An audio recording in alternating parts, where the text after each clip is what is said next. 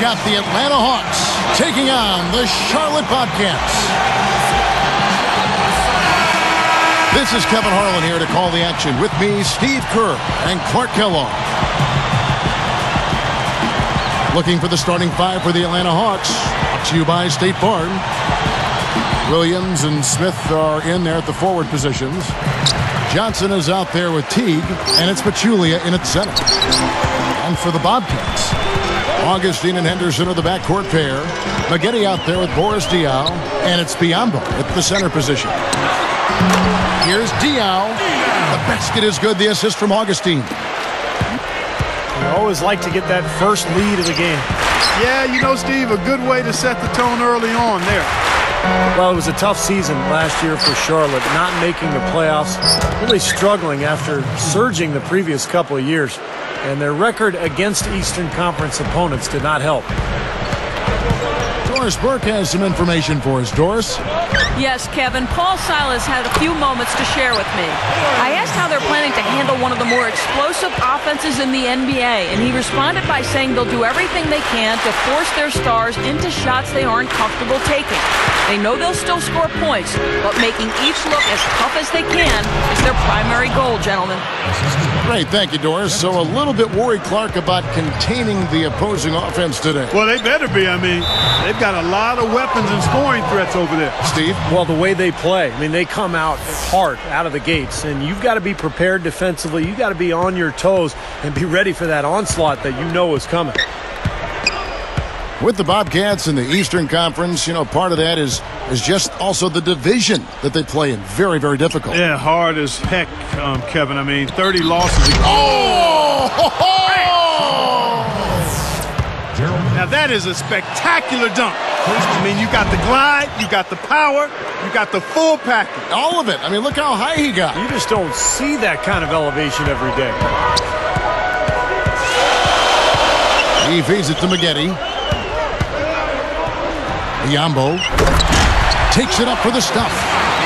Boy, and that finish right there was ammonia strong. The way he took that one to the rack, guys. Oh, I love it. How could you not? Terrific slam. But without too much resistance from the defense, I mean, I don't know. Ammonia strong? I don't even know what that means.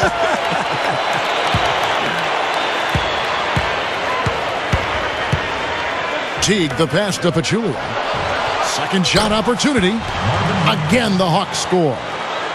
Nice start here. Taking 5 shots, only missed one of them.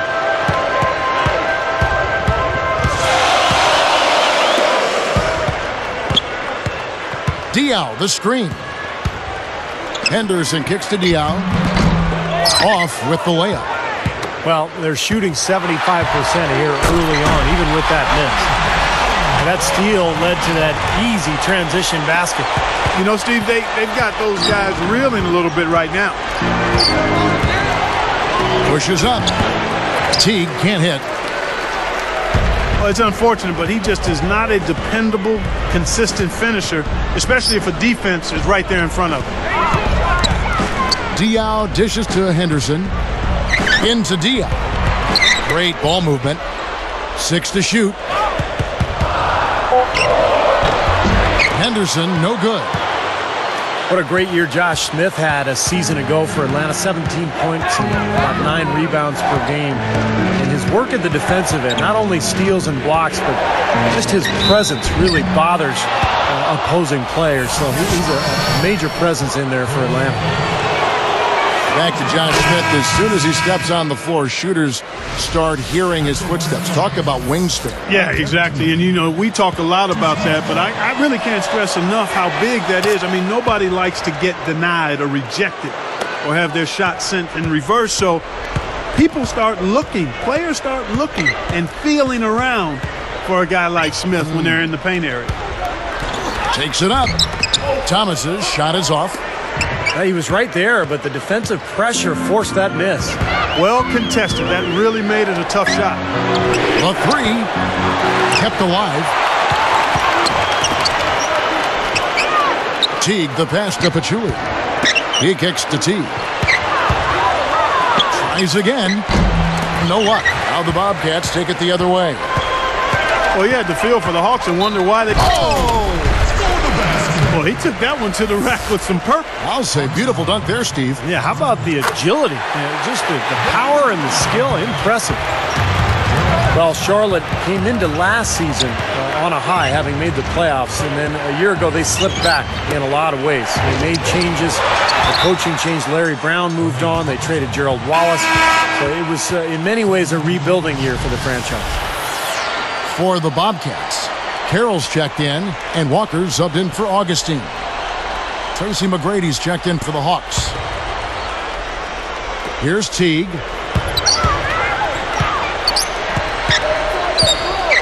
Six on the shot clock. Now Thomas defending. Smith. And once again off the mark by Atlanta.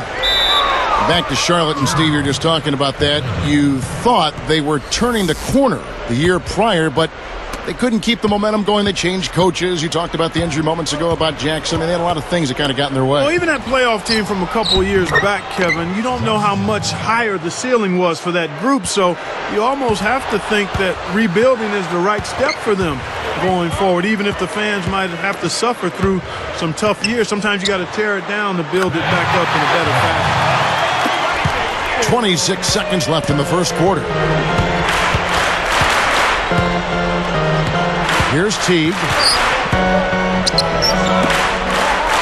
Backs down. McGrady kicks to Teague. Teague is called for the charge. That is his first foul of the game. Yeah, no question there. That's a charge. He had his feet set. You know, a lot of times that's the hardest call to make. It can go either way, but that was the right call. It was pretty obvious that was a charge. And here comes Kemba Walker. Guarded by Heinrich. Out of bounds. And they'll keep possession.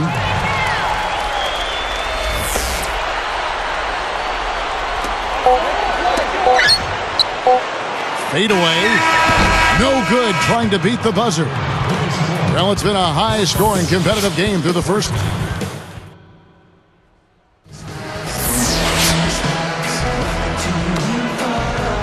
Well, up to this point, a closely contested game as we start the second quarter. Here's Heinrich. You know, after the disappointing end to their 2010 playoff push, the Hawks decided to make a change at the head coaching position and went with Larry Drew at the helm. So with Johnson sitting on the bench, and it's Josh Smith with the finish.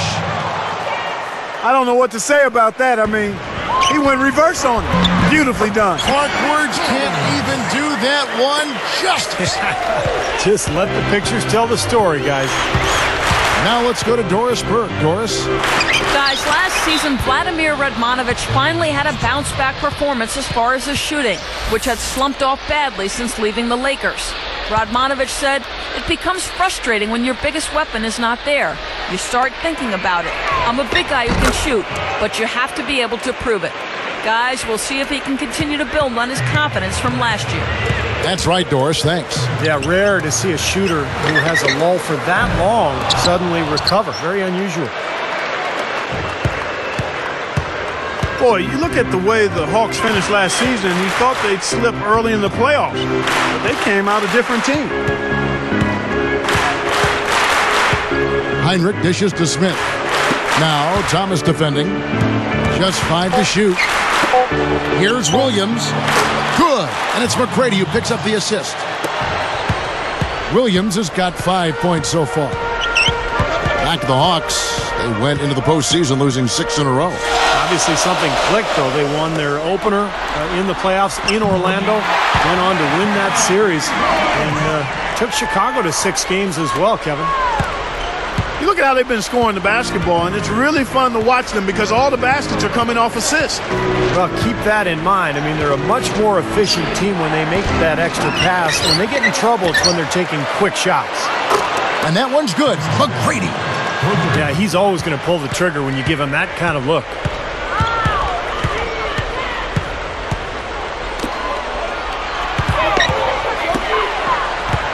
Now here's Walker.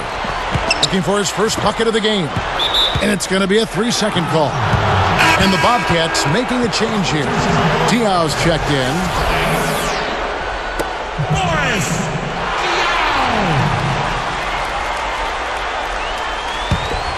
Here is Heinrich. He's picked up by Walker. Heinrich kicks to McGrady. Shoots from the elbow. That's good. Now it's a 6-point Hawks lead. Field goal percentage has been bumped up into the high 50s now. Well, they should be winning. Shooting the ball like that. This is a very efficient offense we're seeing out of this club. Here's Heinrich. Nice D from Maggette. Well, the effort was there, but he just couldn't quite fight his way through traffic. Now Smith defending. Got a piece of it. Here's Walker. Good on the three-point shot. Another open look hits bottom from outside. Yep, and that's 3 of their last 5 makes from beyond the arc. Heinrich kicks to McGrady. From deep three-point range. Bobcats trail by 3. Well, McGrady just isn't the same guy that he was in the early part of his decorated NBA career. His knees have bothered him the last couple seasons. So he's not the same guy, but occasionally he'll find a way to give you a glimpse of that old Tracy McGrady. Gerald Henderson, he's checked in for the Bobcats. Williams picks him up. Henderson kicks to Biyombo. Down to 5 on the shot clock. Free throw line jump shot. And they will call over the back on the play. Tyrus Thomas is checked in for Charlotte.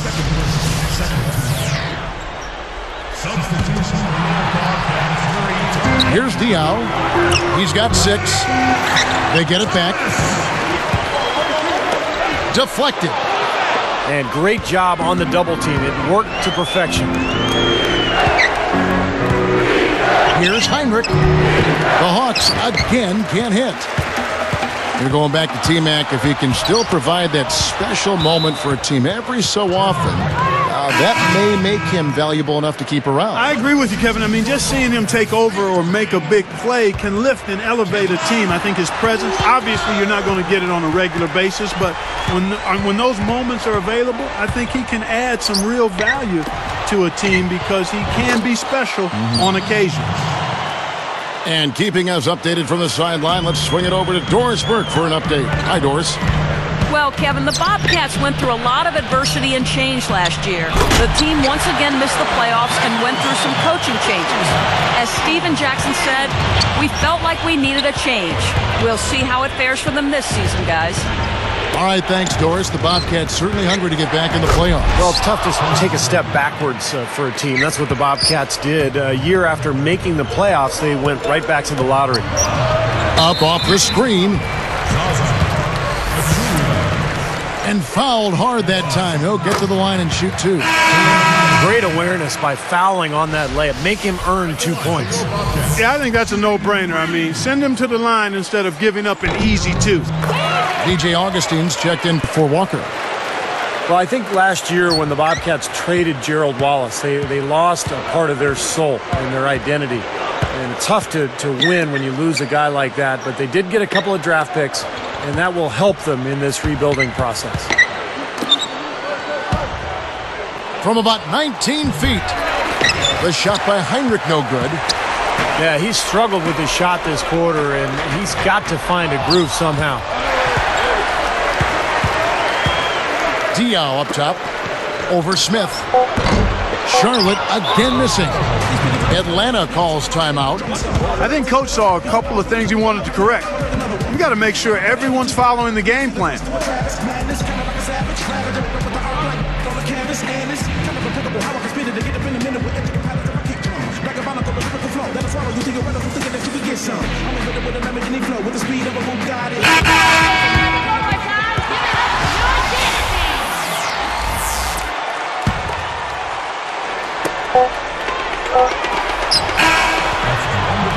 It's been a good one for Smith. 9 points, and he's still working.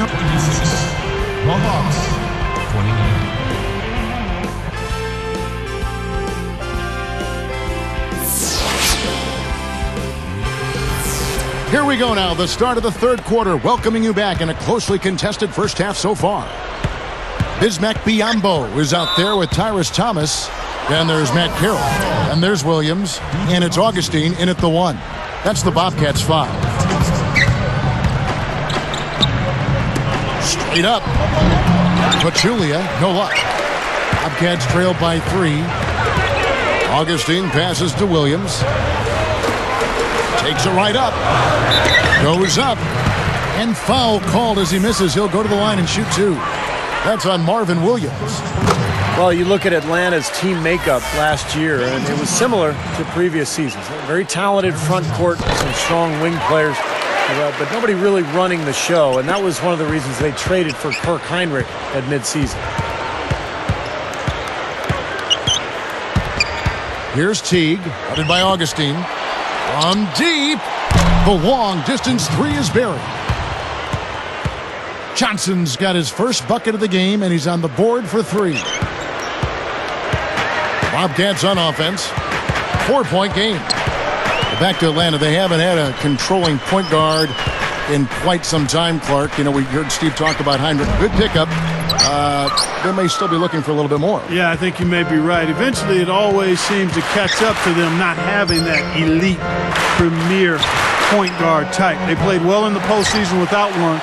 They'll need a true floor general to become great to take that next step. A couple of years ago, they had that high pick, and they could have chose Chris Paul, CP3. Right. I remember that. And they went another direction. Good foul. Make him earn the free throws. Don't let this team dunk. I like that. That's a smart foul. I mean, it's a lot easier to dunk it than it is to hit 2 free throws. Make them earn them at the stripe. And Charlotte's struggles last season, guys, were really reflected in their play at home, because in previous seasons, Time Warner Cable Arena was a tough place to play. But the Bobcats' home record really fell last year. The Hawks leading by 6. Now Thomas defending. And 2 shots coming up at the line as he gets fouled on the shot. Steve, that big drop you were talking about at home is one of the reasons why the Bobcats, didn't make the playoffs. So, Clark, it's not hard to figure out why they didn't make the postseason. Yeah, you look at it, I mean, that certainly was part of it, not being able to handle business at home. They went from 31 wins to 21. And they also had some injuries. Steven Jackson had a hamstring that was bothersome all season long, and he was their main go-to guy. So him being hurt certainly impacted that home record. Boy, a sluggish, muddy start to the second half. Still scoreless. Johnson. A chance there to push it to double digits, but it's off the mark. Bobcats trail by 8. Guys, a potent offense right now. Yeah, Kevin, really the offense is flowing quite nicely right now. Playing with a lot of confidence, just some self-assurance there. I like what we're seeing. Here's Teague, and he makes good on the layup. They got on this roll a while ago, and they just haven't looked back. Thomas, a screen on Johnson. Outside Carroll. Josh Smith pulls it in. Not the best shot. Long range and with a defender right in his space. And defensively, that's the kind of work he's known for. I mean, he loves to lock you up. Charlotte calls timeout. Well, the Southeast Division was one of the strongest in the NBA a year ago, with Miami adding so much talent. But the Hawks held their own in that division. They finished 9-7 last year. So both teams changing it up here.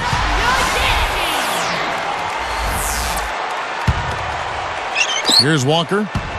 And you're right, Steve. To stay over 500 in that division is impressive on its own right. That was a very solid division, Clark. It really was. I mean, it's probably one of the toughest divisions in the league. But if the Hawks want to make the jump, they'll need to win more than 9 games against the Southeast this season.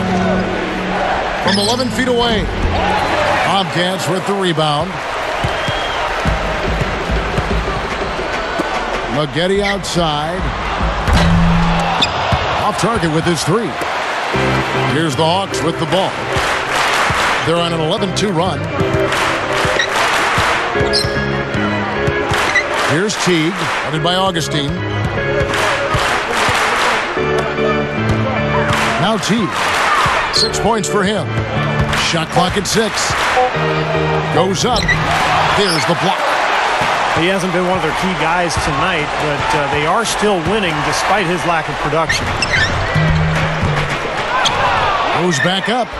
Here's Maggette. Gets to the rim for 2 with the D all over him. Now they've got to offer more resistance inside. Just too many easy buckets in the paint. Yeah, Steven, that's the top priority for any defense. You got to protect the paint. Williams. On the mark from 16 feet out. Williams has got 11 points. Bobcats trail by 10. Augustine dishes to Walker. Clark down low that time, and he got the 3-second call. Here's Atlanta now. They're on a 13-4 run.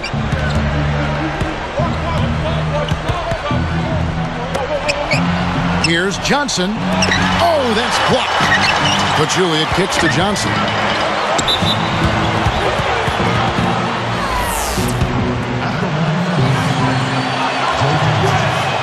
And the first one at the line is good. You know, you look at Joe Johnson and the number of minutes he's already logged in his career, and you wonder about him needing maybe to log fewer as he goes forward and gets a little older. You just don't know how much more effective he can be if he continues to log the heavy minutes. Off to the races, just really getting up and down the floor. Not much the defense could do there, guys, but let them go. Shot, high post. Atlanta again, missing. Nothing's working for him here. He's just really struggling to find the basket. Now T. 6 points for him.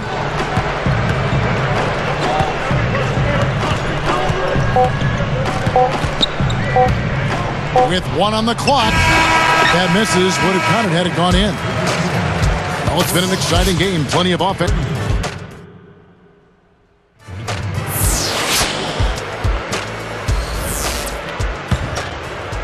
Here's Augustine. Looking at those numbers, Clark, about Joe Johnson. 4 seasons over 40 minutes a game.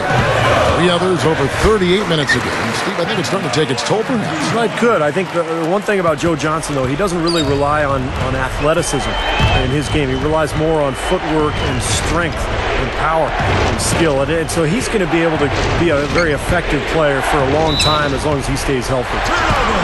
All fueled up and ready to go. Let's reset the lineups courtesy of Gatorade for the 4th quarter. On the court for Atlanta, Williams and Smith are in there at the forward positions. Johnson is out there with Teague, and it's Pachulia in at the center filling out the middle. And the Bobcats making a change here. Carroll's checked in, and the Hawks also making a change. Heinrich's checked in. Augustine is tagged with the reach. That's foul number 2 for him. And the Bobcats making a change here. Walker's checked in. Here's Heinrich.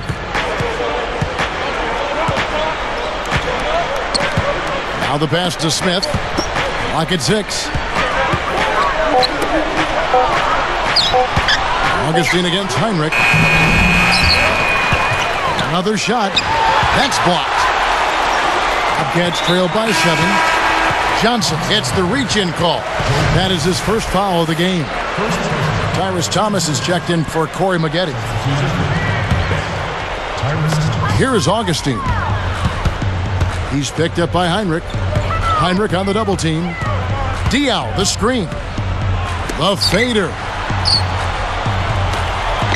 Shoots the 3, but they get it back. Walker with it. Johnson's there. And Diaw with the basket on the assist by Walker. Carving them up inside there, Kevin. I mean, the defense has been vulnerable in there.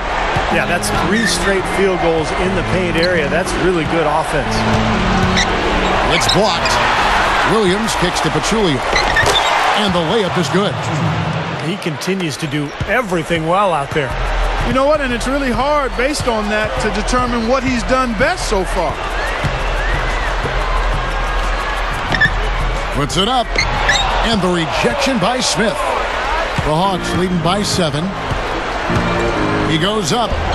And there's Joe Johnson on the assist by Heinrich. 8 points for Johnson. Well, and the bounce pass was the key to the play. Diaw, the screen. Backing him down, Thomas. Heinrich on the double team. Thomas kicks to Biyombo.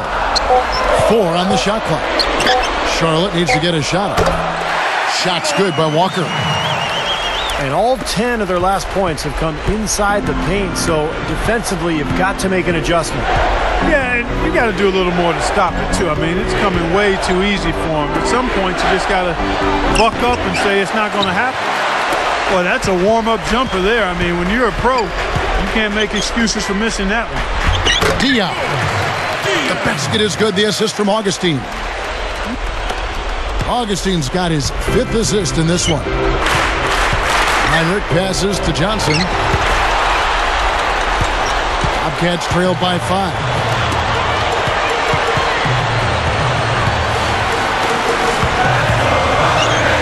The baseline J. It's tipped. Throws up the alley-oop. Well, in the second half, we've seen them get caught napping a few too many times. I mean, those mid. Oh, and the dunk by Smith. The windmill finish. Now that's nasty. How do you do? Finishes the play. Utter disregard for his own safety. Look at his teammates. They're just shaking their heads. I mean, he must have told them to look out for that one. Augustine dishes to Thomas. Oh, went in there and tried to power it down, but through contact, he'll head to the line. It's been a good one for Walker. 9 points and a block. Reggie Williams, he's checked in for Charlotte. And the Hawks also making a change. Tracy McGrady's checked in for Joe Johnson. And good on the second, so he makes them both. Excellent concentration at the line there, Kevin. Puts that margin to within reach. The kick out to Williams. Back to Smith. Here's Pachulia. Hinrich outside. The kick out to Williams. Dishes to Pachulia. Hinrich kicks to McGrady. Backing down. A second chance effort. He squares up and sinks it. And the Hawks lead by 7. And they add to this lead, trying to close this game out. I think it would take a lot of luck and maybe then some. I mean, might be time to pack this thing in. Charlotte calls timeout. They trail by 7. 29 seconds left in the fourth quarter. Bobcats making a switch here. And let's get this update now from Doris Burke, who's across the way on the sideline. Hi, guys. I had a chance to find out what Paul Silas was discussing with his players. He said, guys, it's cards on the table time. We've got to lay it on the line. If you've got a chance to make a play, I don't want you to hesitate. Make it. Let's see if they follow through, guys. Always great to hear from you, Doris. Now they're trying to extend this game, but this one's pretty much out of reach. Yeah, at some point you've just got to concede and get ready for the next one. Stopping the clock now, I mean, is wasting everybody's time, me and yours included. We want to get out of here. Shoots from 12. Oh, no good. From deep three-point range, misses there. And so the Hawks take the win. They pulled off this win, Clark, with respectable performances on both ends of the floor. Yeah, I think it was just really a nice overall effort, Kevin. And that'll do it for Clark Kellogg, Steve Kerr, and Doris Burke. This is Kevin Harlan saying so long and thanks for joining us as we leave you with the Jordan Player of the Game.